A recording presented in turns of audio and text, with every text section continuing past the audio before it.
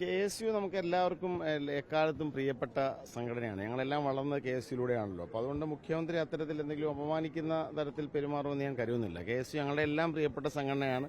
ഞങ്ങളെല്ലാം ഈ സ്ഥാനത്തെത്തിച്ചത് അല്ലെങ്കിൽ വളർത്തിക്കൊണ്ടുവന്ന പ്രസ്ഥാനം KSU ആണ്.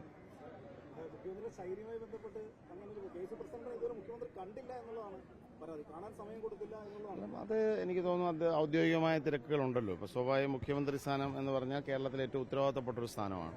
അപ്പോൾ അതുകൊണ്ട് തന്നെ അദ്ദേഹത്തിന്റെ ഔദ്യോഗികമായ തിരക്കുകൾ കഴിഞ്ഞ ശേഷം സമയം കൊടുക്കും എന്നാണ് ഞാൻ കരുതുന്നത്. അല്ല, അങ്ങനെ ഒരു പ്രശ്നമില്ലല്ലോ. ഓരോ വ്യക്തിക്കും ഓരോ ശൈലിയാണല്ലോ.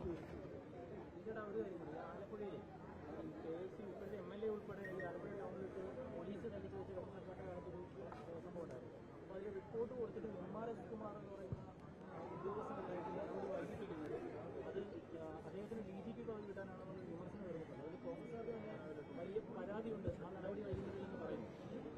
ആലപ്പുഴയിലെ KSU പ്രവർത്തകരെ, KSU നേതാക്കന്മാരെ മർദ്ദിച്ചത് ഒരിക്കലും ന്യായീകരിക്കാൻ കഴിയാവുന്ന ഒരു നടപടിയായിരുന്നില്ല. അന്നു മുതൽ തന്നെ UDFും കോൺഗ്രസും എല്ലാ സംഘടനകളും അതിനെ അതിശക്തമായി അപലപിച്ചതാണ്. അതുമായി ബന്ധപ്പെട്ട പോലീസ് ഉദ്യോഗസ്ഥന്മാർക്ക് നേരെ ശക്തമായ നടപടിയാണ് സർക്കാർ സ്വീകരിച്ചത്. നിലവിൽ ആരൊക്കെ അതിനെക്കുറിച്ച് ഉൾപ്പെട്ടിട്ടുണ്ടെന്നുള്ള അന്വേഷണവും നടക്കുന്നുണ്ട്.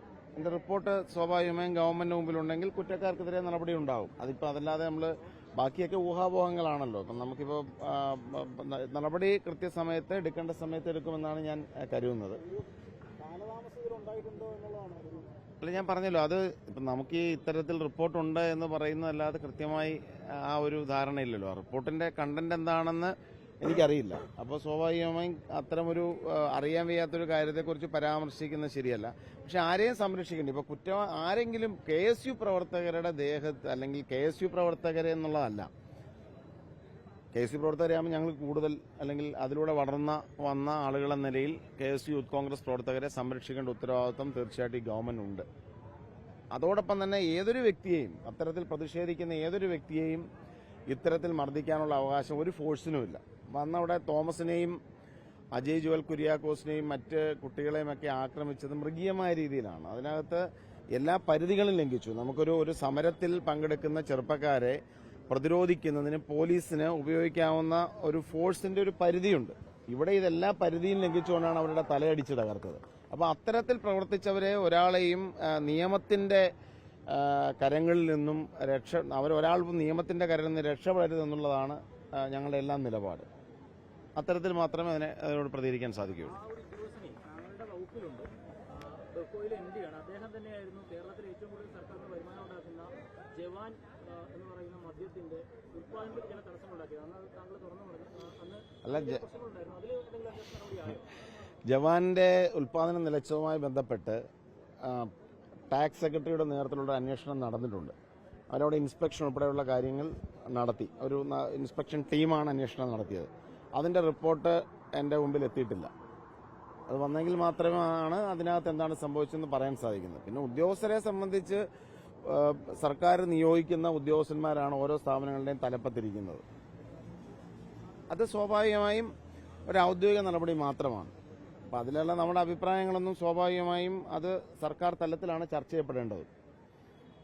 KSU യൂത്ത് കോൺഗ്രസ് പ്രവർത്തകരെ മർദ്ദിച്ച കേസിൽ അതിൽ മർദ്ദിച്ചവരും മർദ്ദനത്തിന് കൂട്ടുനിൽക്കുന്നവരുമായ ആളുകളെ ഈ ഗവൺമെന്റ് സ്പെയർ ചെയ്യില്ല എന്നുള്ളതാണ് എന്റെ 100% ബോധ്യം.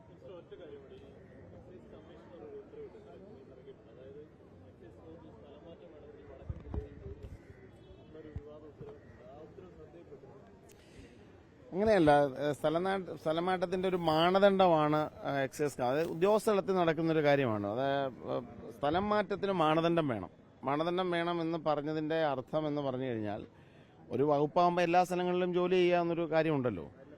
കഴിഞ്ഞ നിരവധി വർഷക്കാലമായി സ്വന്തം ജില്ലകളിൽ നിന്നും തെക്കൻ ജില്ലകളിൽ നിന്നും മലബാറിലേക്ക് മാത്രം നിൽക്കപ്പെട്ട ആളുകളുണ്ട്. അതിനകത്ത് പലതരത്തിലുള്ള ആരോപണങ്ങളുണ്ട്, രാഷ്ട്രീയവാദിയൊക്കെ പറഞ്ഞിട്ടുള്ള സാഹചര്യങ്ങളുണ്ട്. അപ്പൊ ഒരു ഫോഴ്സ് ആകുമ്പോൾ സമതുലിതമായിട്ടാണ് എല്ലാവരും എല്ലാ സ്ഥലങ്ങളിലും ജോലി ചെയ്യുക എന്നുള്ളതാണ് അതിനകത്ത് ഒരു കാര്യം. അപ്പൊ അതെല്ലാം ഉൾപ്പെടുത്തിയാണ് ട്രാൻസ്ഫർ നോംസ് തയ്യാറാക്കപ്പെട്ടത് എന്നാണ് എനിക്ക് മനസ്സിലാവുന്നത്. എല്ലാവർക്കും അവരുടെ ചോയ്സ് പറയാം. അപ്പോൾ ഒരു നോംസ് അനുസരിച്ച കാര്യങ്ങൾ ചെയ്യുന്നതല്ലേ എപ്പോഴും നല്ലത്. ആലപ്പുഴയിൽ കഴിഞ്ഞ ദിവസം താങ്കൾ MD ഒക്കെ പങ്കെടുത്ത ദേശീയപാതയുടെ ഒരു യോഗം നടന്നു.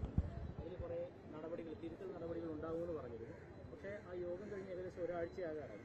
ഒരു സ്ഥലത്തും ഈ ദേശീയപാതയുടെ കരാറുകാരോ ദേശീയപാത അതോറിറ്റിയോ പറഞ്ഞ ഒരു കാര്യങ്ങളും ചെയ്യുന്നതോ തുടക്കം കുറിക്കുന്നതോ ആയി ശ്രദ്ധയിൽപ്പെട്ടിട്ടില്ല.